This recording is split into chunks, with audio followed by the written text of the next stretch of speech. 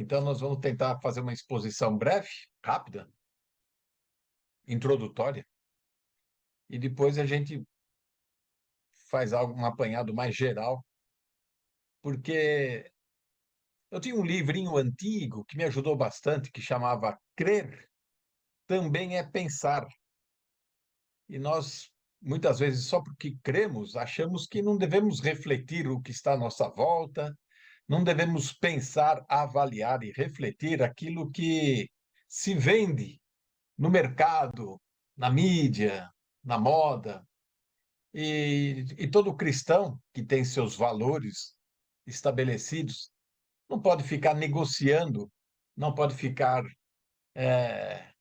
compartilhando mundos diferentes.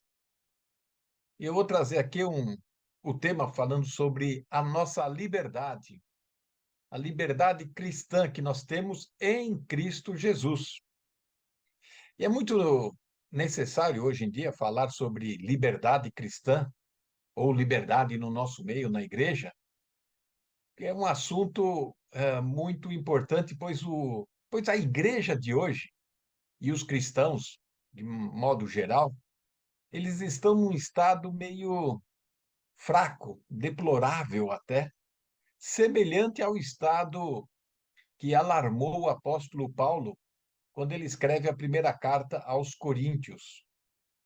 E a liberdade cristã foi muito mal entendida, interpretada, muito mal compreendida aos gregos, né? Que Corinto é uma cidade grega na época, uma das mais importantes, portuária, centro comercial. E hoje em dia também a liberdade cristã ela é muito mal compreendida. E eu tenho assim um certo privilégio, não sei se eu posso chamar isso de privilégio, pois eu consigo ver alguns amigos, parentes que são de denominações cristãs diferentes, e cada um se acha no direito de conceder alguns benefícios para usufruir do mundo que está aí fora, dizendo: olha, eu estou é, imune a estas investidas e se expõe a perigos. Se você puder anotar algumas passagens, depois nós vamos disponibilizar esse texto, esse esboço da exposição. Vamos destacar, para início da nossa conversa, primeira carta de Paulo aos Coríntios, capítulo 6, lá no verso 12. É um versículo bem conhecido, mas nós vamos entender por que será que Paulo escreve este verso à altura aqui da carta aos Coríntios. 1 Coríntios 6, 12. Todas as coisas me são lícitas, mas nem todas as coisas convêm. Todas as coisas me são lícitas, mas eu não me deixarei dominar por nenhuma delas. Os crentes em Corinto, haviam entendido totalmente errado o assunto sobre liberdade cristã. E olha que eles estavam no mundo grego, o mundo avançado com o seu pensamento, com as suas filosofias, e muitos estavam usando assim chamada sua liberdade cristã para viver como bem quisessem. E o pior que este comportamento, esta conduta dos crentes lá em Corinto, acabou influenciando toda a assembleia, toda a igreja foi influenciada por um comportamento avançado de cada crente. Conclusão, a igreja ficou fraca, ficou confusa, e Paulo teve que tratar de várias falhas dentro da igreja. Cada capítulo da primeira carta de Paulo aos Coríntios, ele vai tratar e vai tentar curar, corrigir as falhas que existiam dentro da igreja, devido aos cristãos que não conseguiram compreender o que é liberdade cristã. Bom, o capítulo 6 começa falando sobre a falha em eles poderem ah, discutir ou julgar pessoas dentro da própria congregação. Havia disputas entre eles, então o que eles fizeram? Leva a juízo. Vamos falar com o tribunal aqui da cidade. E Paulo fala: o que é isso? Será que no meio de vós não tem alguém que tenha juízo para julgar a atitude de cada um?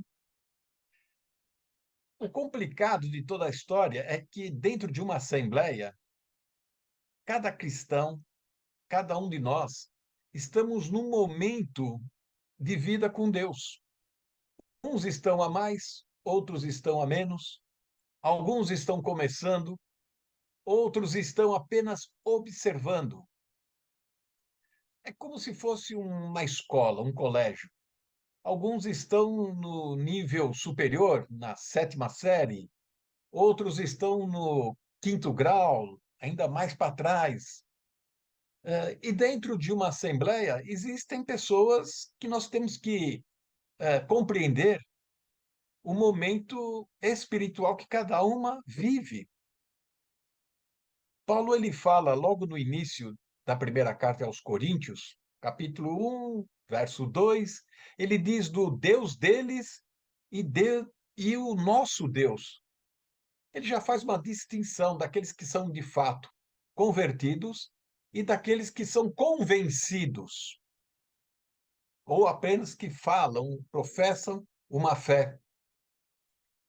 Com essa introdução, a gente vai compreender um pouco melhor porque Paulo ele escreve o verso 12: todas as coisas me são lícitas. É famosa. Bom, do capítulo 6 até o capítulo 7, ele vai tratar da falha de comportamento e de compreensão do que vem a ser esta liberdade cristã em cada um. Vai tratar do lado moral, verso 6 e verso 7. E depois ele vai tratar do capítulo 8 até o capítulo 11, ele vai tratar de falhas do lado espiritual nesta compreensão que te atinge a idolatria. O que é idolatria? Tudo aquilo que a gente coloca diante ou à frente da pessoa de Deus, como mais importante para a nossa vida. Se você gosta muito da sua equipa de futebol, ela vai ser um ídolo. Se você deixa de ir na igreja, deixa de cumprir os seus deveres, o seu trabalho para acompanhar a sua equipe de futebol, você está demonstrando com isso que você está idolatrando aquele time de futebol, aquela equipe. E outros exemplos poderiam ser dados. Tem gente que adora filmes e por aí vai. E Paulo vai tratar destas duas situações: a moralidade que afeta a espiritualidade. Para você ter uma ideia do que acontecia naquele meio da igreja de Corinto, o contexto da nossa passagem, que lemos agora do capítulo 6, no verso 12, o contexto vai começando desde o verso 9, aí de 1 Coríntios 6. E nós podemos ler o verso 9 e verso 10 para compreendermos um pouco a situação da malta que frequentava a igreja de Corinto. Diz assim: não sabeis que os injustos não hão de herdar o reino de Deus? Não erreis. Ele chama atenção aqui: não erreis. Nem fornicadores, nem idólatras, nem adúlteros, nem efeminados, nem sodomitas, nem os ladrões, nem os avarentos, nem os bêbados, nem os maldizentes, nem os roubadores herdarão o reino de Deus. Poderíamos seguir. Por aqui você percebe que existia um grupo misto, um grupo grande, e cada um trazia as suas ideias, os seus conceitos. Por quê? Pessoas que eram convencidas apenas, estavam participando da igreja, outras apenas professavam que, puxa, eu acho interessante, eu acredito. Porém, estes não convertidos, ou estes que estavam em processo de conversão, eles estavam trazendo o estilo de vida antigo da sua vida, corrompida, da sua vida pagã, para dentro do cristianismo e querendo adaptar os seu modo de vida anterior à vida nova em Cristo Jesus. Isso leva o apóstolo Paulo a se empenhar numa longa dissertação sobre o assunto sobre liberdade cristã em relação à santidade e também e principalmente o testemunho de vida cristã. Vamos seguir um pouco mais e compreender eh, os princípios que Paulo destaca aqui do capítulo 6, no verso 12. Falar sobre liberdade cristã, um adendo aqui, não é liberdade para a carne agir conforme a gente bem entender. Afinal de contas, depois eu confesso o meu pecado, Deus perdoa e pronto, eu estou liberado novamente. Isso não é liberdade, isso é licenciosidade, é agir de maneira indisciplinada, desregrada. É mais para o lado da libertinagem. É gente que se opõe à decência, ao pudor. E aqui Paulo, então, ele chama atenção. A verdadeira liberdade cristã é a liberdade para que o Espírito Santo venha agir dentro de cada um de nós. Afinal de contas, o convertido tem o Espírito Santo habitando nele. E esse Espírito Santo, ele quer nos levar a viver uma vida para Cristo e não uma vida para nós. Então, no lado prático, no verso 12, Paulo ele destaca então dois princípios para governar, nos orientar na vida. Veja só, o homem natural, aquele que está convencido, aquele que está apenas sendo simpático com a Assembleia e está participando junto com os irmãos, ele age as suas ações para gratificação, para satisfação pessoal. Tudo que ele faz é para sua gratificação, do seu corpo, dos seus feitos. Embora muitas vezes o motivo das suas ações não são tão evidentes assim, nem para ele e nem para nós.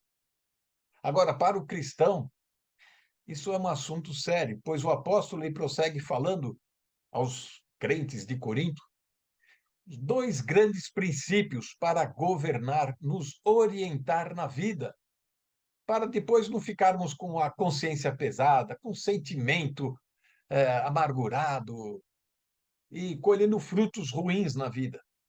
O primeiro princípio que Paulo destaca aqui, todas as coisas me são lícitas, no verso 12, dá até para decorar, né? Mas nem todas as coisas convêm. Ou, numa tradução melhor, nem todas as coisas são proveitosas. Essa é a primeiro princípio para governar a nossa liberdade cristã. Todas as coisas são lícitas, porém, tem coisas que não são proveitosas, nem convém a cada um de nós.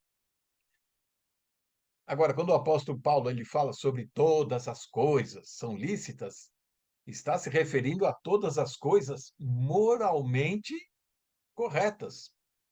Porque o pecado, é claro, não é lícito para um cristão. E em nenhum momento ele vai ser conveniente, o pecado. Claro, o ponto para o qual o apóstolo Paulo está chamando a atenção aqui é que, mesmo que certas coisas que fazemos ou podemos fazer realmente sejam corretas, normais, lícitas, elas podem não ser proveitosas para um cristão e muito menos boa influência para a Assembleia, para a igreja toda, no que diz respeito à saúde física e ao testemunho espiritual também. Vamos dar alguns exemplos. Cigarro, fumar cigarro é pecado? Ah, é pecado, não faça isso, vai para o inferno.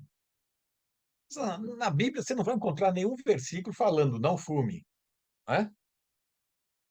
Bebidas, será que eu posso tomar um uísque? Será que eu posso beber vodka? Se eu cheirar essas coisas, eu já fico tonto, imagine beber. Mas a Bíblia, ela trata do assunto de bebida em Provérbios, esses assuntos são bem definidos. Jogar cartas, jogos de azar, loterias, que mais? Tantas coisas poderíamos citar, coisas que podem até ser inofensivas, inocentes, mas a pergunta e o princípio que o apóstolo Paulo coloca aqui em 1 Coríntios 6,12 é proveitosa? Convém? Vai fazer bem para a minha saúde? Vai fazer bem para o meu testemunho? Para aqueles que estão à minha volta, minha família, meus amigos, a igreja? Tem muitos aqui estão na moda do cosplay. Sabe o que é cosplay? Aquele que pinta o cabelo de vermelho, azul, veste a roupinha lá do seu personagem favorito. Tem nada de errado nisso. Fica esquisito, fica estranho. Mas será proveitoso? Será que convém para uma pessoa que quer levar e ter um compromisso sério com Cristo Jesus? Do versículo 12 de 1 Coríntios 6, o segundo princípio que Paulo chama a atenção para nós. Todas as coisas me são lícitas, mas eu não me deixarei dominar por nenhuma. A questão aqui é ser dominado por aquilo que parece ser inocente, que não vai fazer mal nenhum. De fato, se ela não for proveitosa, de repente ela pode te dominar. O que vem a ser isso?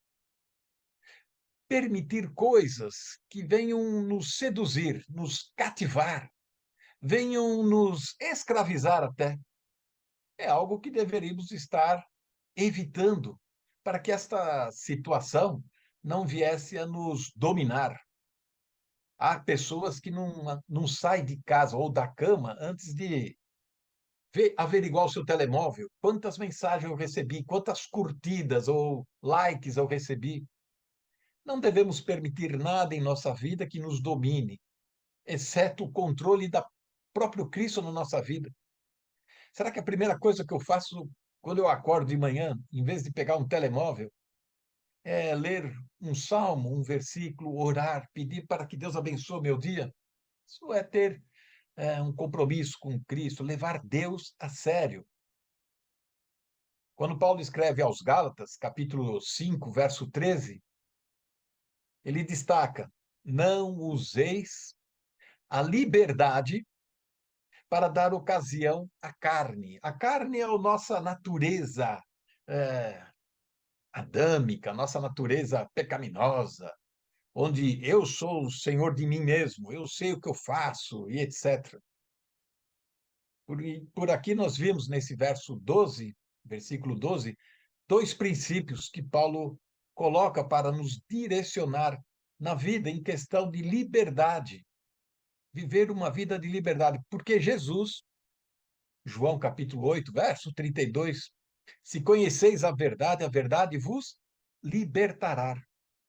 E esta libertação que Cristo promove na vida de uma pessoa que outrora tivesse vícios ou manias ou um estilo de vida ruim, pagão, mundano, agora encontra a razão de viver em Cristo. O propósito da vida está em Cristo. É claro que ela vai querer deixar as coisas velhas para trás, vai querer deixar aquilo que atrapalhava a vida dela, que dominava a vida dela. Agora, ela sabe aquilo que convém, aquilo que é proveitoso e aquilo que dominava. Seguindo mais adiante, quando Paulo ele fala no verso 13 até o verso 20 aqui de 1 Coríntios 6, ele vai falar da liberdade cristã em relação ao nosso próprio corpo, moralmente falando. E depois, nos capítulos 8 a 11, ele vai falar sobre a vida espiritual mais a fundo, mas o que nos interessa aqui é referir ao assunto da liberdade em relação ao nosso corpo, ao nosso dia a dia. Paulo concentra-se em dois dos maiores atrativos ou apetites da, do corpo humano. Qual não é? Alimento, comida. Toda hora estamos pensando no lanchinho, toda hora estamos pensando num salgadinho, o que vai ter de almoço, será que vai ter janta hoje? Pensamos sempre em comida. E o pior, tem gente que vive em torno disso. Outra coisa que nós pensamos também, e Paulo destaca no texto, além da comida, que sempre chama a nossa atenção, é sexo. O sexo parece que permeia as propagandas, permeia a mídia, tudo que você liga, a moda, a propaganda, sempre tem uma tonalidade sensual, porque atrai, cativa e quer dominar. Eu sei o que você deve estar pensando, eu também pensei nisso, mas essas coisas não são erradas em seus devidos lugares. Mas se elas forem satisfeitas fora dos padrões estabelecidos por Deus, das limitações dadas por Deus, isso vai ser pecado. Vai dar problema para todos nós. E ele mostra que há o perigo de uma pessoa usar estas coisas de maneira errada, fazer as coisas certas de maneira errada. Isso acontece. Ficar no poder destas coisas.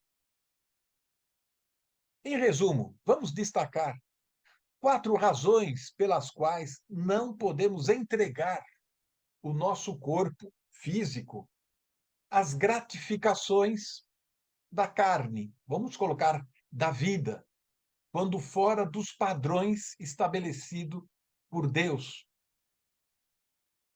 Vamos lá, o nosso corpo, ele foi destinado, olhando o verso 14 aqui do nosso texto, que diz assim: Deus, que também ressuscitou o Senhor, nos ressuscitará a nós pelo seu poder.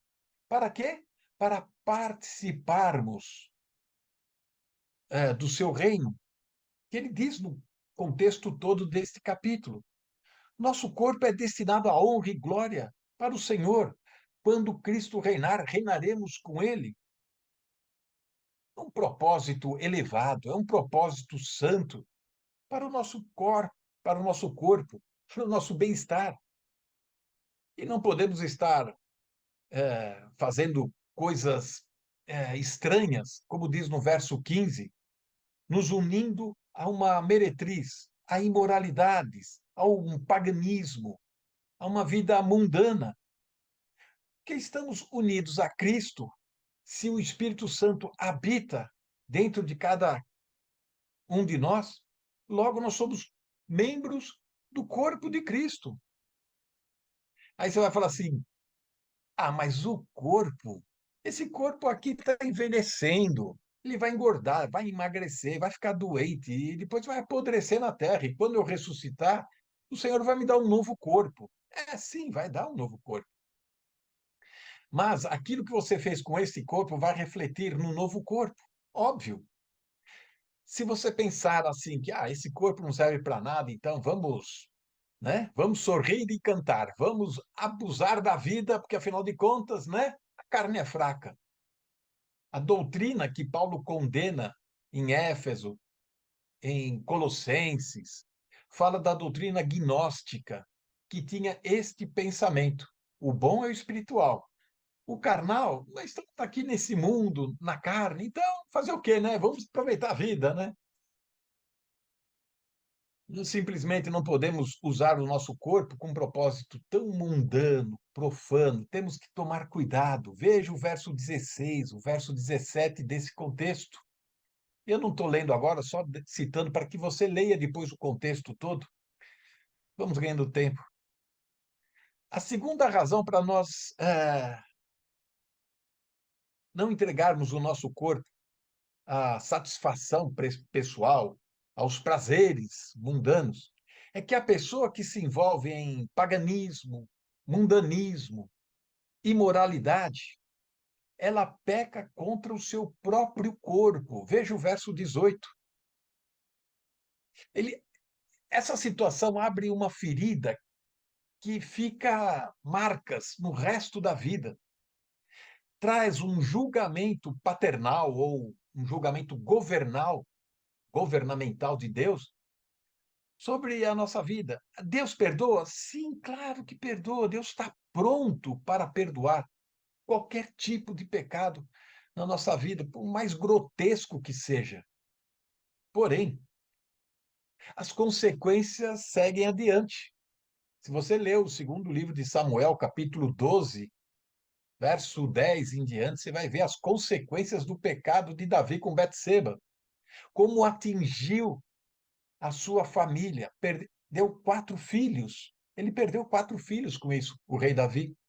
E o pior, o seu próprio reino foi desmoralizado. Isso pode refletir também num comportamento equivocado na sua vida. De repente, você vai trazer um julgamento de Deus sobre a sua vida e consequências sérias você vai ter que enfrentar. A terceira razão, nossos corpos são templo do Espírito Santo. E não podemos ligar o Espírito, que é um hóspede divino habitando em nós, com o pecado. O verso 19 do nosso texto em estudo, ou não sabeis vós que o corpo é templo do Espírito Santo que habita em vós, proveniente de Deus, e que vós não sois de vós mesmos? Curioso, verso 20. Você não é de você mesmo. E você achava que você era você, né? Sou de mim mesmo. Minha vida, minhas regras. Meu corpo, minhas regras. A Bíblia não diz isso. Ela diz que nós não pertencemos a nós.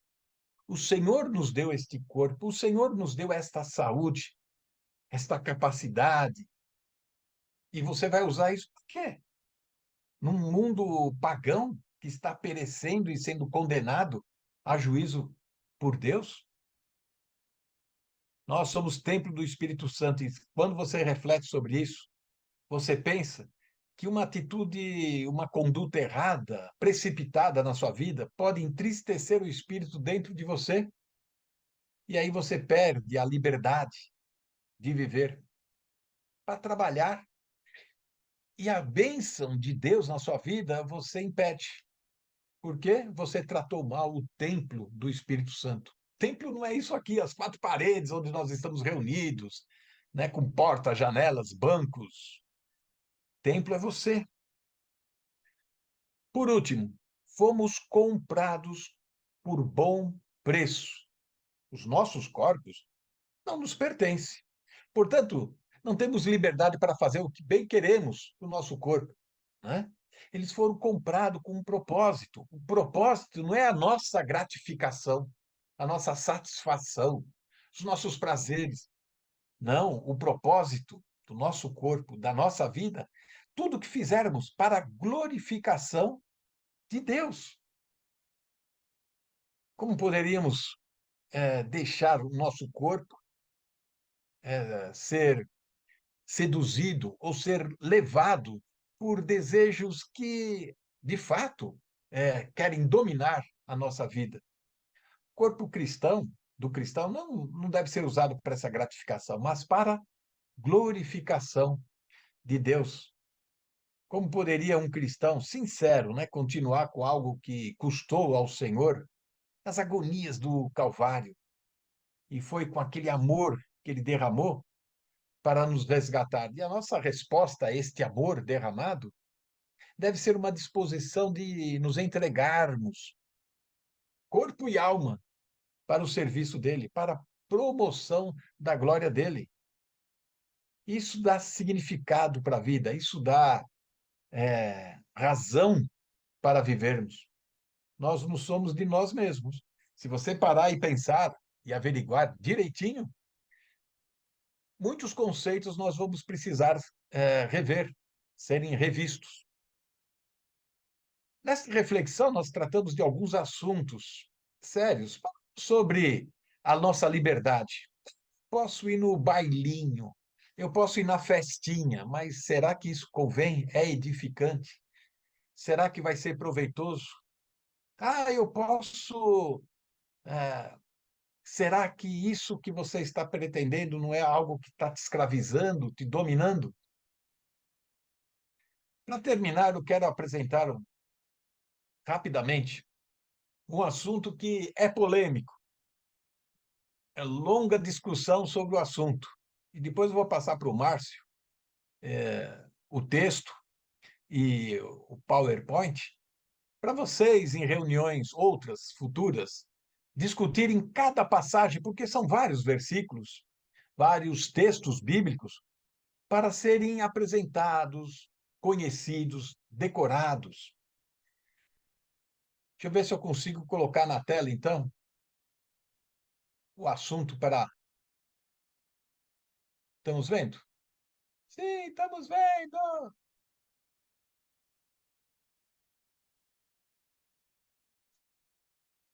O que nós temos aqui? Vamos falar um assunto que, bom, hora e vez nos atinge também e nos desafia. Vivemos numa sociedade pós-moderna, pluralista, e isso afeta o cristianismo. Para muitos, o procedimento estético vem em primeiro lugar, é muito importante. Piercing, alargadores, botox, tatuagens, silicones, etc. Podia citar outros. Isso é apenas uma questão cultural, diria alguns, ou a maioria. Entretanto, o evangelho nunca ele é hóspede da cultura. O evangelho sempre é seu juiz e redentor, pois em 1 João 5,19 diz que o mundo jaz no maligno. Portanto, quando as pessoas estão mais preocupadas com a formalidade, com as aparências, o evangelho está preocupado com o interior da pessoa. A onda atual de tatuagem, piercing e outros adornos, brincos, pulseiras, e tanta coisa, vestimentas. Isso vem desde a época dos anos 60, com os hippies, punks, influência do rock pesado, que tinha uma linguagem que protestava contra a sociedade. E essa herança comunica rebeldia a Deus, rebeldia à família e às autoridades. E o pior, defende liberdade sexual, tirando a liberdade cristã. Promove a nova era, mistura tudo quanto é religião, filosofia. Vamos viver todos em paz e amor, som. Isso é anarquia. Temos aqui algumas passagens em Efésios 5, 1 Tessalonicenses 5, 22, que podemos estudar futuramente, ou vocês puderem discutir entre si. Aplicar a estética. O que vem a ser estética? Uma série de situações. O tatuagem, um piercing, um botox, silicone, uma vestimenta, uma coloração no cabelo, um corte diferente, estrambólico. Existem várias razões por trás de tudo isso, e algumas as pessoas nem percebem quais são os motivos que a levam a fazer o que estão fazendo. Talvez para serem aceitas na sociedade, ou na roda de amigos, ou mostrar que estão no século XXI e etc. Porém, há riscos com tudo isso, em contrair vírus, hepatite, infecções.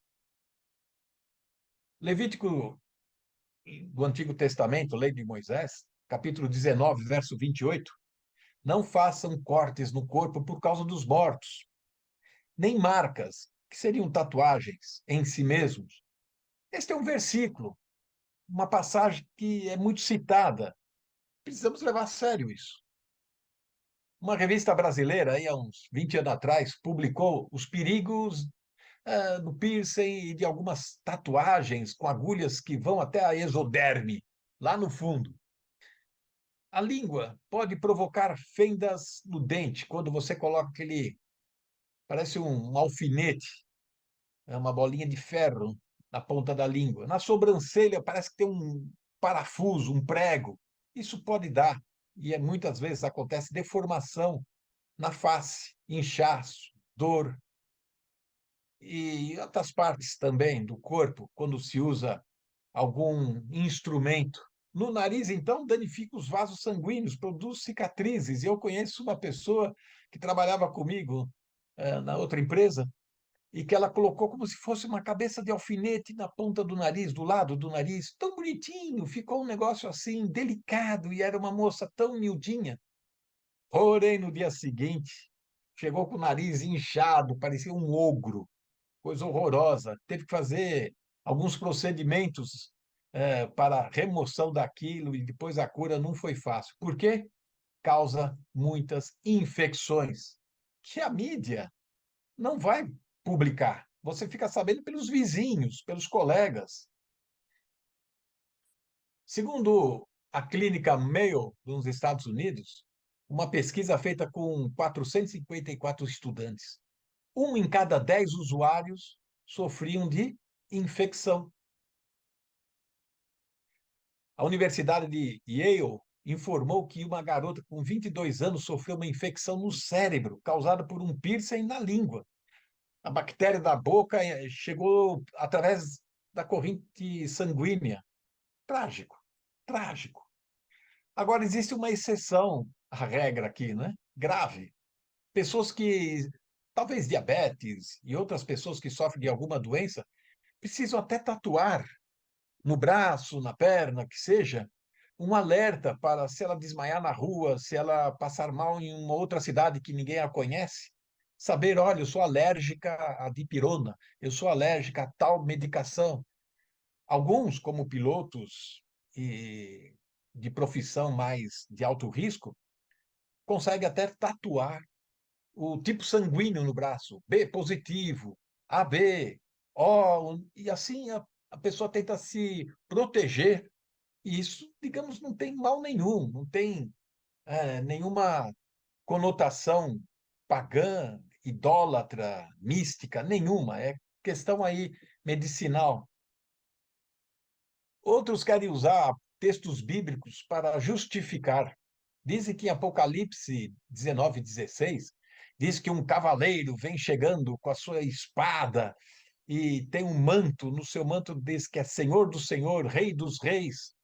Olha lá, Jesus tinha na coxa, né? Tatuado, Rei dos Reis. Eu vou tatuar também.